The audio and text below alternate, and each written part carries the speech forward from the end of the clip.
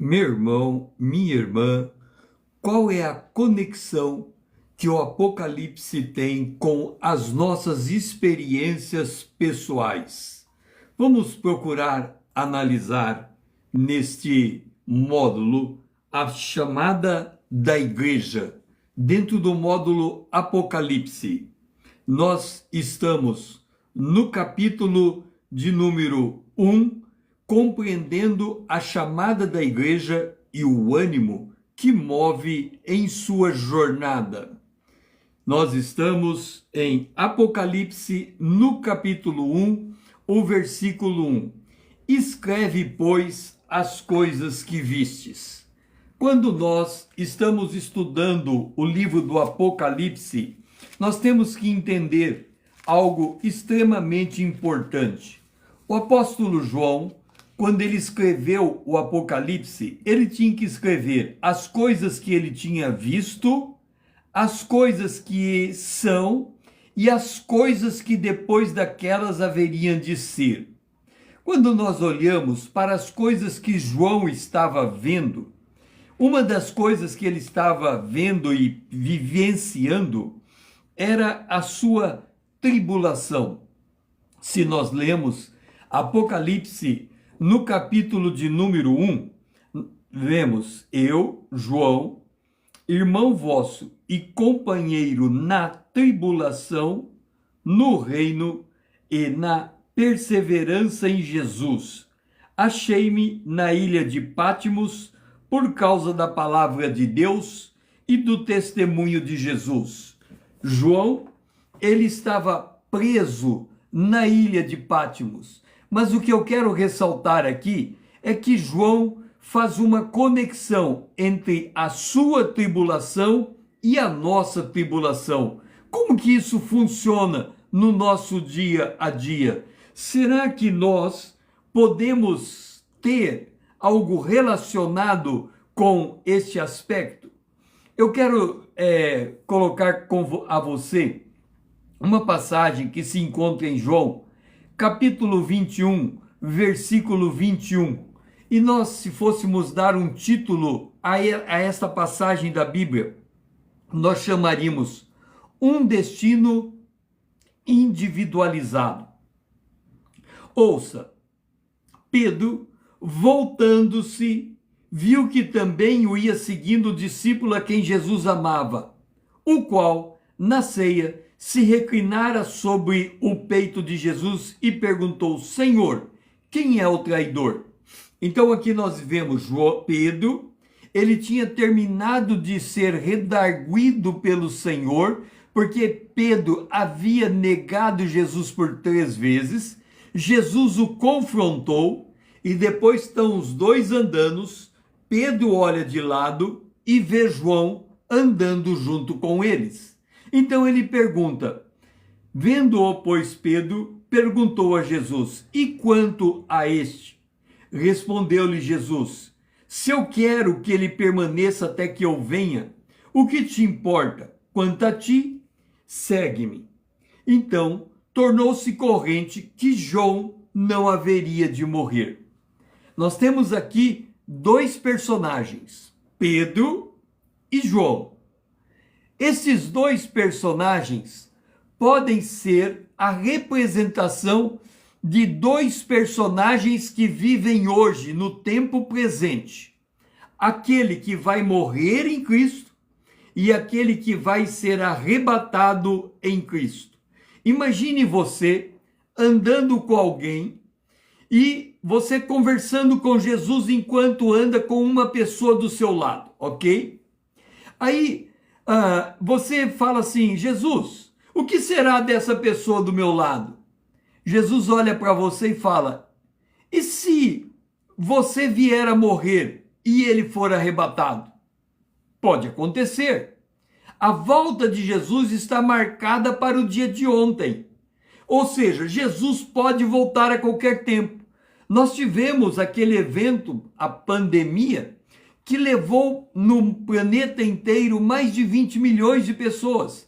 Muitos cristãos, eles estão dormindo. Ou seja, eles são da nossa geração. Eles dormiram e nós podemos ser arrebatados. Ou seja, numa mesma geração, podemos conviver com dois tipos de pessoas. Quem vai dormir e quem vai ser arrebatado. E eu pergunto a você, o que você espera? Você espera dormir ou você espera ser arrebatado? Vamos ver, se a gente fosse fazer um prognóstico aqui, quem espera dormir e quem espera ser arrebatado? Coloca, dormir ou arrebatado. Qual é a sua esperança? Você espera terminar a sua vida e dormir, ou você espera ser arrebatado? Dou-lhe uma, dou-lhe duas, dou-lhe três. Ninguém aqui respondeu coisa alguma. Eu não espero dormir. Eu, pessoalmente falando para você, eu nunca tive a morte como uma possibilidade na minha vida. Eu acho mais fácil eu ser arrebatado do que eu vir a morrer nesta vida. E você, qual é a sua manifesta disposição de seguir ao Senhor? Vamos considerar como é que se coloca a nossa disposição de servir ao Senhor.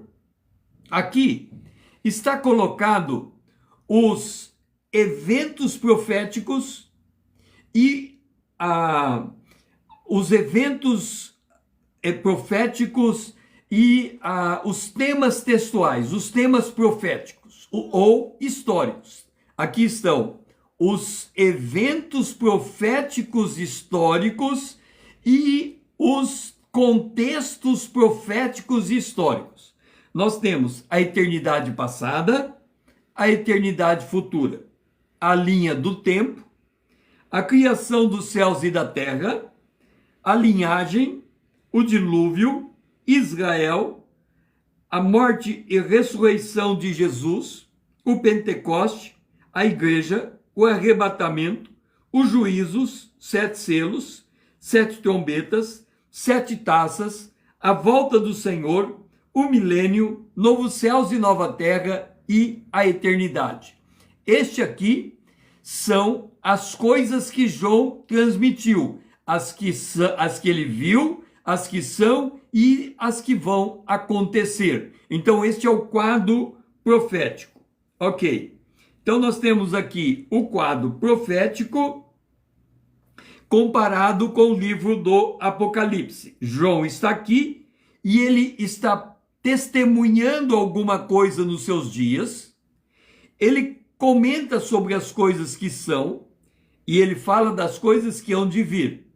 As coisas do seu dia, tanto da sua vivência enquanto apóstolo em vida, quanto a própria revelação do livro do Apocalipse que ele está tendo.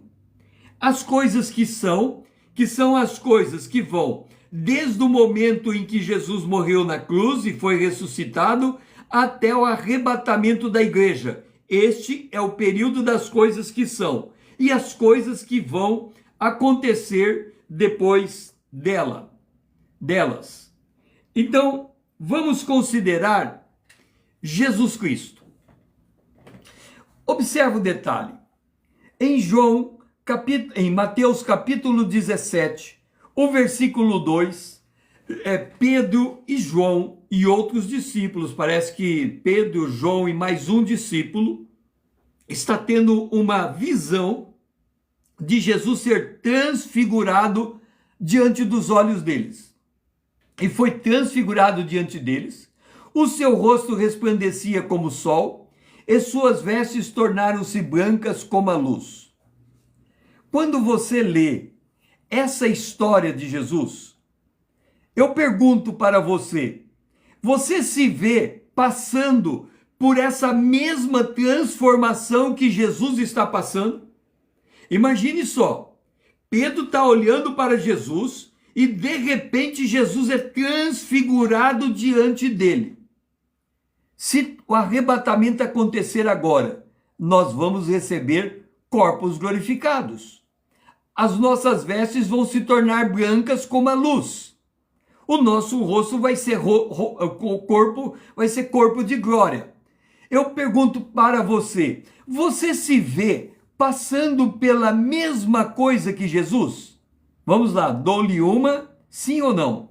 Dou-lhe duas, sim ou não? Dou-lhe três. Ninguém respondeu. Eu vejo que o arrebatamento vai acontecer exatamente desta forma.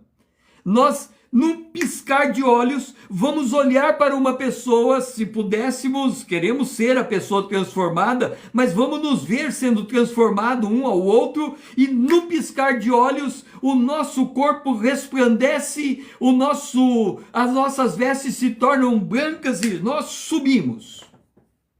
Agora, olha a realidade como ela é. Jesus foi descrito pelo profeta Isaías. Como foi que o profeta Isaías descreveu Jesus? Porque foi subindo como renovo perante ele. Isaías 53, 2. Anote aí, Isaías 53, 2. Foi subindo perante ele como raiz de uma terra seca. Ele não tinha aparência, nem formosura, e olhamos para Jesus e ele não tinha beleza não havia beleza que nos agradasse. Você já imaginou Jesus nessa condição física? Porque nós olhamos agora há pouco o testemunho de Jesus ser glorificado diante dos olhos de Pedro. Agora estamos olhando Jesus pelo mundo natural. E o profeta diz que Jesus não tinha beleza nenhuma. Agora, olha o que está escrito em João capítulo 8, verso 57. Chegaram até Jesus. Certa vez, Jesus declarara que Abraão se alegrara em ver seu dia. E o povo replicou, ainda não tem 50 anos. E viste Abraão? Presta atenção. Eles deram 50 anos para Jesus. João 8:57. Eu pergunto para você, quantos anos você acha que eu tenho? Alguém pode dizer? Quantos anos você acha que eu tenho? Dou-lhe uma? Dou-lhe duas? Quantos anos você acha que eu tenho? Dou-lhe três.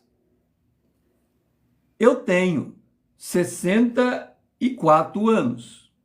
Talvez você desse 65, alguém me deu 64, 65 anos. Mas eles deram 50 anos para Jesus e Jesus morreu com 33 anos. Ou seja, quem olhava para Jesus no seu corpo natural, Jesus tinha um corpo envelhecido. E por que Jesus tinha corpo envelhecido? Porque ele estava em tempo todo em contato com as nossas imperfeições. E ele era um ser perfeito. Ele era sem pecado. Mas em contato com as nossas imperfeições, o seu corpo se abatia, ele envelhecia mais do que o normal. O intenso sofrimento de Jesus conviver com o mundo pecaminoso fazia ele envelhecer. Mas nós vimos Jesus em glória. Isso significa que não importa a condição do seu corpo. Quando for o corpo glorificado, será completamente diferente do corpo que você tem hoje. Mas nós temos que conviver com o mundo natural. Pedro e João, eles foram testemunhas daquela transformação que Jesus passou. Olha o que Pedro falou acerca dela. Porque não demos a conhecer o poder e a vinda de nosso Senhor Jesus Cristo, seguindo fábulas engenhosamente inventadas, mas nós mesmos fomos testemunhas oculares de sua majestade.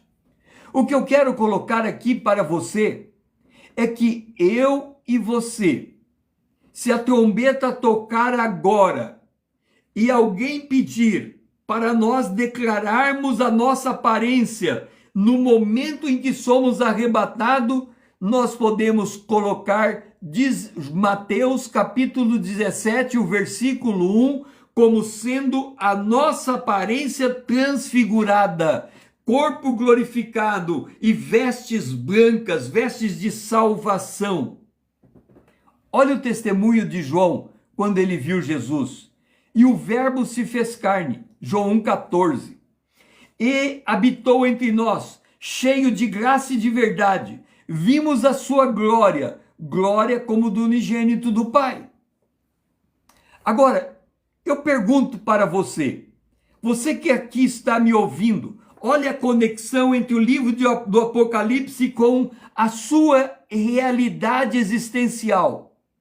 Quando você vai na igreja, você olha para os membros da igreja, o que você vê neles?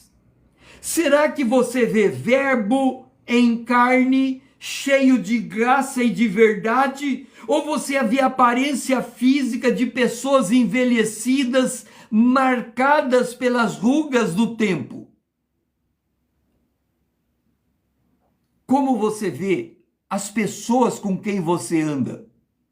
Você olha elas pelos defeitos que ela tem, que essas pessoas têm, ou você olha essas pessoas como se estivesse vendo a imagem e semelhança de Jesus, de Deus?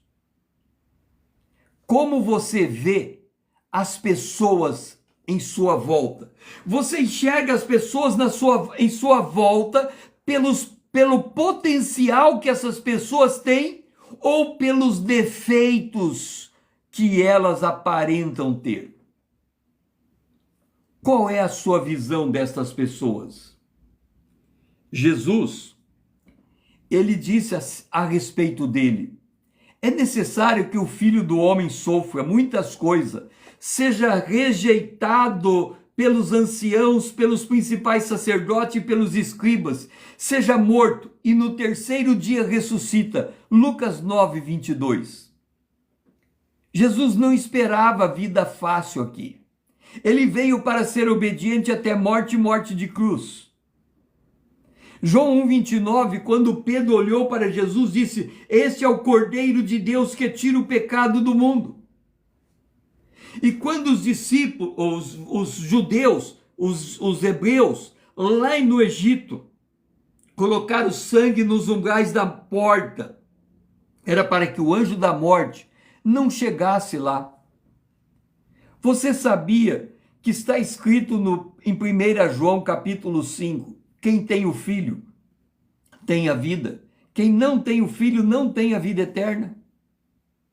Você que está me ouvindo tem a vida eterna? Escreve: eu tenho. Você tem a vida eterna? Quem tem o Filho tem a vida eterna. Você tem a vida eterna? Dou-lhe uma. Tem a vida eterna? Dou-lhe duas. Você tem a vida eterna? Dou-lhe três. Quem tem Jesus tem a vida eterna. Nós não podemos nos olhar do ponto de vista natural, mas nós temos que olhar que somos cheios de graça e de verdade, porque o Espírito Santo está dentro de nós e somos habitação do Espírito Santo. Observa que os 3 momentos da Páscoa, quando Jesus estava instituindo a Páscoa, a ceia do Senhor, era dia de Páscoa dos judeus. E Jesus fez 3 coisas notáveis. A primeira coisa que ele fez foi lavar os pés dos discípulos. Você me pergunta: Pastor César, o que tem a ver Jesus lavar os pés dos discípulos com a minha vida? Você se lembra que Jesus disse: eu não vim para ser servido, mas para servir e dar a minha vida em resgate de muitos? A nossa vida está na disponibilidade do serviço cristão. Nós fomos criados em Cristo Jesus para as boas obras. para servir. Mas naquela mesma noite, Jesus partiu o pão. E ele disse: esse é o meu corpo, fazei isso em memória de mim. E quando nós participamos da ceia do Senhor, nós também partimos o pão. Mas não podemos participar da ceia do Senhor sem discernir o corpo do Senhor. E quem é o corpo do Senhor? Somos nós, membros do corpo de Cristo, porque Cristo é a cabeça e a igreja é o seu corpo. Então observa que quando Jesus estava com os discípulos partindo o pão, nós, quando partimos o pão na igreja, estamos nas mesmas condições de Jesus.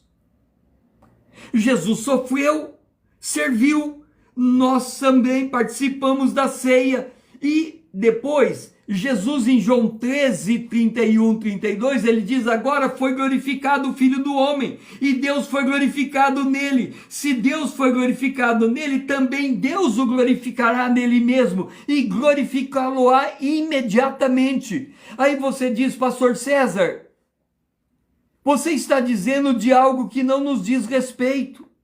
Como não? Se você for arrebatado hoje, você imediatamente será glorificado. Você vai receber um corpo incorruptível. Isso significa que ao mesmo tempo que você está na igreja partindo o pão, você pode fazer a oração e diz: agora foi glorificado o Filho de Deus, o Filho do Homem, e nós fomos glorificados agora, nesse instante, porque nós temos o Espírito da glória de Deus, nós somos habitação do Espírito Santo. Então nós, se pudéssemos ter olhos espirituais, poderíamos entrar dentro da igreja e enxergar um ou outro cheio de graça e cheio de verdade, filhos de Deus, templos do Espírito Santo, que num instante pode ter o seu corpo glorificado. E ele diz: Pai, glorifica, Deus o glorificará nele mesmo e glorificá-lo-á imediatamente. Jesus estava próximo de morrer e ressuscitar. Nós estamos próximos ou de morrer e aguardar a ressurreição, ou de sermos arrebatados e termos os nossos corpos glorificados. Ou seremos como Pedro, que pode vir a morrer, ou como João, que poderá esperar a volta do Senhor e o Senhor voltar nos dias de João. Não voltou nos dias de João, pode voltar nos nossos dias. E nós poderemos ser testemunhas fiéis daquilo que o Senhor fez nele próprio, quando o seu corpo foi glorificado. Agora, o que nós precisamos entender é que na glória não podemos nos esquecer da nossa condição na terra. Em João 12, 24 é dito assim: se o grão de trigo não morrer, fica ele só. Mas se morrer, ele dá muito fruto, ele produz muito fruto. Deixe-me colocar para você da seguinte forma: Jesus, ele tinha 12 apóstolos que andaram com ele durante toda a sua jornada terrena.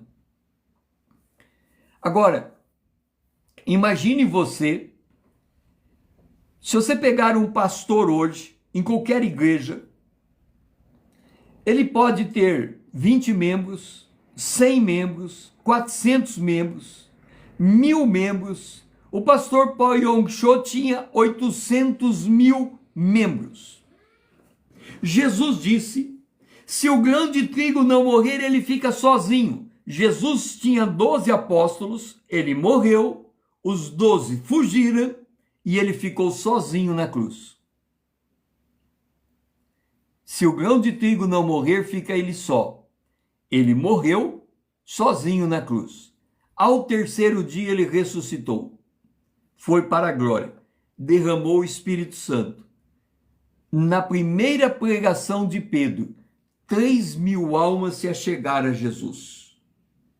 Nós não estamos mais só. Nós temos o Espírito Santo conosco. Mas Jesus disse: se o mundo vos aborrece, sabei primeiro que a vós me aborreceu a mim. João 15, 18. Apocalipse 2:4 diz: lembrai-vos das palavras que disse, não é o servo, Atos 2:4, não é o servo maior do que o seu senhor. Se a mim me perseguira, também vos perseguirão a vós.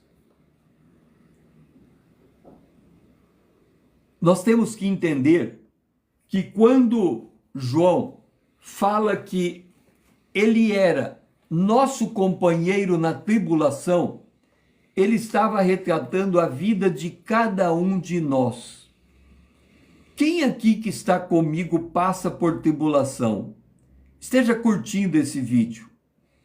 Você está demonstrando que você já passou ou passa por tribulação. Quem aqui passa por tribulação? Agora, olha o que Pedro escreve. 1 Pedro, capítulo 4, versículo 12. Amados, não estranheis o fogo ardente que surge no meio de vós, destinado a provar-vos, como se alguma coisa extraordinária vos estivesse acontecendo.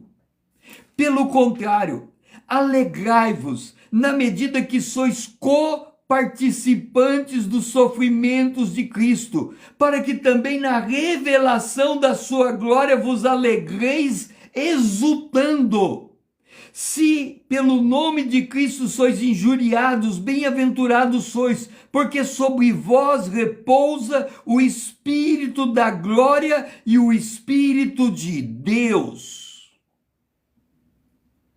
O que Pedro está dizendo é que assim como João, ele tem revelações de Deus, e ele recebe as revelações do Apocalipse. Ele passava por tribulação e ele estava preso por causa de Jesus. E Pedro diz: você que sofre agora, não importa o nível da sua tribulação, você está sendo coparticipantes do sofrimento de Cristo. Isso faz me lembrar a carta de Paulo aos Romanos, no capítulo 8, quando o apóstolo Paulo, ele associa o nosso sofrimento com a glória que haveremos de ver. Em Romanos capítulo 8, verso 17, presta bem atenção no que eu vou lhe dizer. Ora, se somos filhos, você é filho de Deus, você é filha de Deus. Esteja curtindo esse vídeo e declara: eu sou filho de Deus. Eu sou filha de Deus. Declara. Se você é filho e filha de Deus, declara sua identidade. Curta esse vídeo e declare: eu sou filho de Deus. Agora, olha o que Paulo continua escrevendo. Se você é filho de Deus, se somos filhos de Deus, somos também herdeiros. Uma coisa está amarrada à outra. Herdeiros de Deus e co-herdeiros com Cristo. Se com ele sofremos, também com ele seremos glorificados. Agora, deixe-me colocar para você da seguinte maneira. Observa um detalhe. Se com ele sofremos, com eles seremos glorificados. Quando nós sofremos neste mundo, isso nos torna coparticipantes dos sofrimentos de Cristo. Se nós somos coparticipantes dos sofrimentos de Cristo, nós seremos alvos do arrebatamento da igreja. Na glória, não podemos nos esquecer da terra. No mundo em geral, e a moderna mentalidade cristã é avessa a qualquer tipo de sofrimento. A concepção que os neos-cristãos têm do reino de Deus é o mesmo dos judeus nos tempos de Jesus, que queriam produzir um reino político invisível. Mas Jesus declarou em Lucas 17, 20, o meu reino não vem com aparência exterior. Se você tem dúvida disso, vai no espelho agora e se olhe no espelho. E eu pergunto para você que você está se vendo no espelho. O que é que você está vendo no espelho? Você está vendo o seu corpo natural? Ou você está se vendo como filho de Deus, habitação do Espírito Santo, cheio de graça e de verdade? Qual é a visão que você tem de si? Nós vivemos em um reino invisível, mas num mundo cheio de aflições. Nós vivemos em um mundo cheio de tentações. Olha o que Pedro escreveu. Tiago, ele escreveu: bem-aventurado o homem que suporta com perseverança a provação, porque depois de ter sido aprovado, receberá a coroa da vida. Ele está atrelando o nosso sofrimento cotidiano, as nossas aflições, à glória que nos está reservada. Agora, olha como Pedro escreve a mesma coisa. Ele diz em 1 Pedro, capítulo 1, versículo 6, nisto exultais, quer dizer, alegre-se. No presente, por um breve tempo, se necessário, sois contristados por várias provações, para que, uma vez confirmado o valor da vossa fé, muito mais preciosa do que o ouro perecível, mesmo apurado por fogo, redunde em louvor, glória e honra na revelação de Jesus Cristo. O que ele está dizendo é que, da mesma maneira como Jesus morreu na cruz, o grão de trigo tem que morrer, porque da mesma maneira como ele ressuscitou ao terceiro dia, nós vivemos uma vida ressurreta.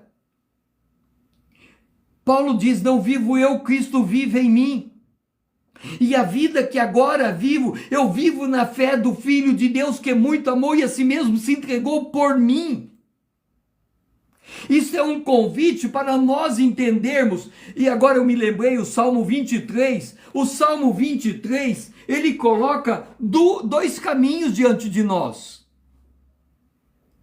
O Senhor me guia por pastos verdes e águas tranquilas. O Senhor me guia por pastos verdes e águas tranquilas. O Senhor me guia por pastos verdes e águas tranquilas. Esse é o homem cheio do Espírito. Mas se eu andar na carne, ainda que eu ande pelo vale da sombra da morte, o Senhor está comigo, a sua vara e o seu cajado me consolam.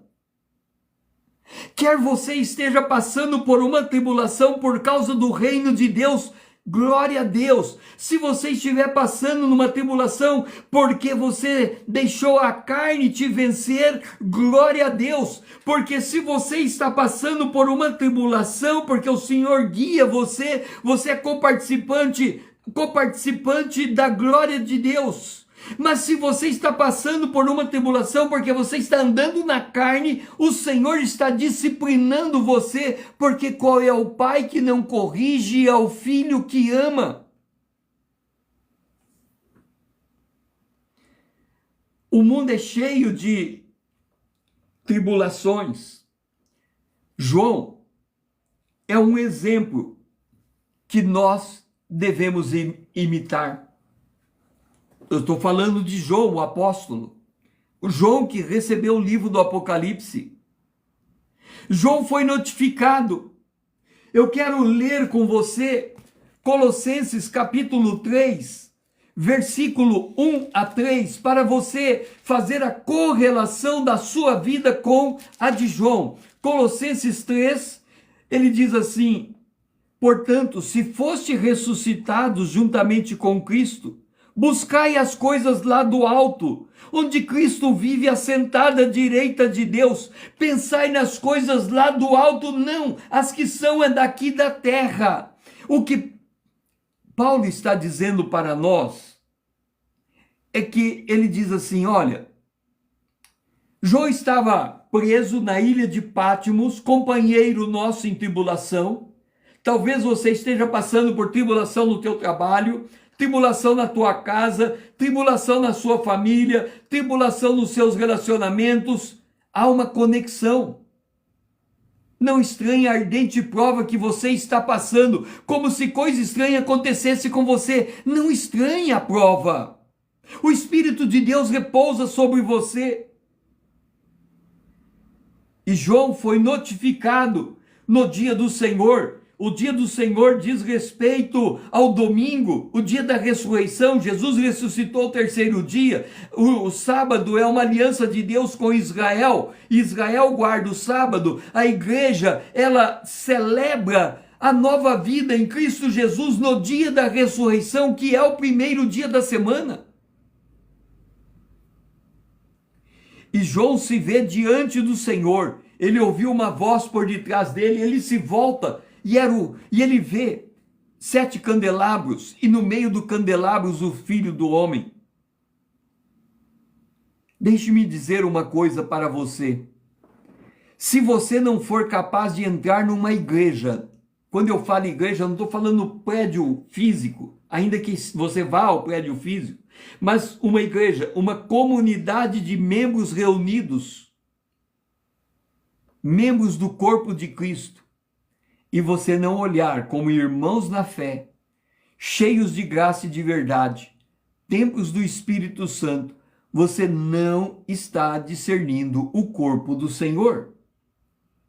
João estava encarcerado naquela ilha, a ilha de Patmos. E quando ele ouve uma voz por detrás dele, e ele tem que se voltar, é porque ele não estava voltado para o Senhor. Ele estava colocando em dúvida o seu próprio chamado. Mas João se humilhou, porque quando ele ouviu a voz do Senhor, ele caiu como morto. A voz do Senhor, quando a voz do Senhor ressoa, ela é como voz de trombeta, como voz de trombeta, como voz de muitas águas. Lá em Êxodo capítulo 19 e capítulo 20, quando a voz do Senhor se manifestou para entregar os 10 mandamentos, ela soava como trovão.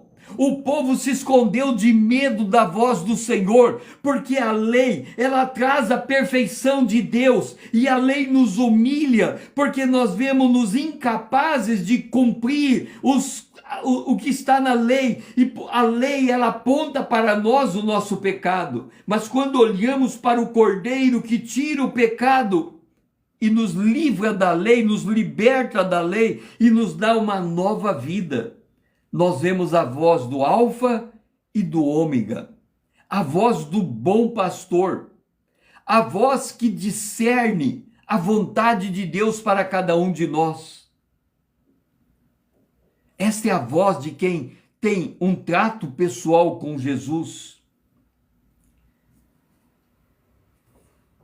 Em 2 Tessalonicenses, capítulo 1, versos 7 a 10, há uma advertência. Ele fala da nossa tribulação, e aqui eu quero que você entenda a conexão, porque o nosso sofrimento diário, no nosso trabalho, na nossa casa, as nossas dificuldades diárias, os sofrimentos que abatem sobre nós. E muitas vezes a gente fica acanhado, a gente passa o dia abatido por causa da carga que está sobre nós. Paulo diz assim, 2 Tessalonicenses 1,7: E vós que sois atribulados, descanso para convosco. Quando se manifestar o Senhor Jesus desde o céu, com os anjos do seu poder, com labaredas de fogo. Paulo está dizendo, aguenta um pouquinho mais, o arrebatamento está chegando. Aguenta um pouquinho mais.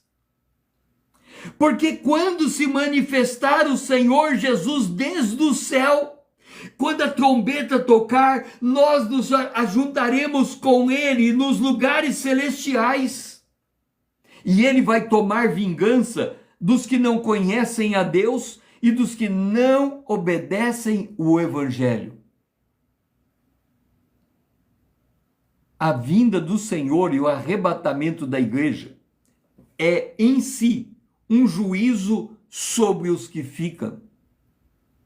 Porque os que ficam se declaram, primeiro, que não conhecem a Deus. Segundo, que desobedecem o Evangelho. Antes que você entenda mal, quem é que desobedece o Evangelho? Você pergunta, pastor César, quem desobedece o Evangelho? Jesus disse que o trigo cresceu, veio o inimigo, plantou o joio no meio do trigo. Quando nós vamos numa igreja, espaço físico, nós congregamos trigo junto com joio. Trigo junto com joio. Trigo são pessoas regeneradas. Joio são pessoas religiosas. Trigo são pessoas transformadas. Joio são pessoas que vivem de acordo com a lei. Parece crente, mas não é. Trigo são pessoas que andam com o espírito. Joios são pessoas que vivem de acordo com a carne. São muito parecidas. E aí você tem a parábola de 5 virgens que têm azeite, 5 virgens que não têm azeite. As virgens que têm azeite representam aqueles que foram regenerados e são templo do Espírito Santo. As virgens que não têm azeite é o joio no meio do trigo. Quando o noivo veio, as virgens com azeite entraram, as virgens sem azeite ficaram.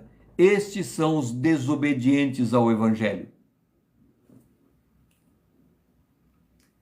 E nós somos chamados a termos intimidade com o Senhor. E aqui eu quero colocar algo para você. Nós precisamos aprender a ter conversas francas com o Senhor. Pedro, você me ama? Pedro tinha terminado de negar Jesus. Jesus não quer conversar conosco acerca dos nossos pecados. Jesus quer conversar conosco a respeito da inclinação do nosso coração. Se nós estamos inclinados para as coisas da carne, Pedro negou Jesus, ou para as coisas do Espírito, Pedro chorou amargamente pelo que ele fez. Pedro olhou para João e disse, o que será dele? A Pedro Jesus disse, apacenta as minhas ovelhas. Sobre João, Jesus disse, não se importe com ele, cuide da sua vida. Pedro, diz a história que ele morreu crucificado de cabeça para baixo. João, ele se reclinava no seio de Jesus. E a Bíblia diz em 1 João capítulo 3, versículo 2, e vamos ver se você se enquadra no que está escrito em 1 João capítulo 3, versículo 2. Amados, agora somos filhos de Deus, e ainda não se manifestou o que havemos de ser. Sabemos que quando ele manifestar, seremos semelhantes a ele. Mateus capítulo 17, versículo 1. Ele foi glorificado em vida, o seu rosto brilhou como o sol, e suas vestes estavam brancas como a neve. Nós seremos semelhantes a ele. Porque haveremos de vê-lo como ele é, e assim mesmo se purifica todo aquele que tem essa esperança, assim como ele é puro. Assim como ele é puro. Você tem essa esperança da manifestação da glória de Deus? Você tem essa esperança do arrebatamento da igreja? Você tem essa esperança de estar participando dos juízos que virão sobre a terra? Lucas, capítulo 1, verso 17, diz a respeito de João Batista: e irá diante do Senhor no espírito e o poder de Elias, para converter o coração dos pais aos filhos, converter os desobedientes à prudência dos justos e habilitar para si um povo preparado. Você é este povo preparado? Você está preparado? Você é nascido de novo, criado segundo Deus em justiça e retidão procedentes da verdade? Você se vê como criados em Cristo Jesus para as boas obras, as quais Deus de antemão preparou para você andar nelas? Você se vê transformado de glória em glória na imagem de Cristo pelo Espírito de Deus? Você consegue perceber a conexão entre o sofrimento que você passa como parte do sofrimento de Cristo? E que se você sofre, você também será glorificado como ele foi glorificado? O que aconteceu com ele acontece conosco? Eu quero... Esse é o terceiro módulo do Apocalipse, já tem 2 módulos disponíveis aqui na minha conta, mas eu quero ler com você, esse é o terceiro módulo, eu quero ler com você Mateus, capítulo 17, versículo 1. Eu não sei como você lê esse texto, talvez você sempre leu esse texto como um extraordinário momento na vida de Jesus em que ele foi transfigurado. Mas agora eu vou ler e eu quero que você se enxergue como sendo transfigurado também e sendo arrebatado. Diz assim, Mateus 17, 2. E foi transfigurado diante deles. O seu rosto resplandecia como o sol, e suas vestes tornaram-se brancas como a luz. Esta é a sua foto no momento do arrebatamento. De novo, e foi transfigurado diante deles. O seu rosto resplandecia como o sol, e suas vestes tornaram-se brancas como a luz. Terminei de descrever como você é no arrebatamento da igreja. Curta esse vídeo. Eu vou ter que sair para gravar, para subir esse vídeo e torná-lo disponível. Eu quero lhe dizer uma coisa. Curta esse vídeo, compartilhe. Outros precisam ser animados a respeito da volta de Jesus.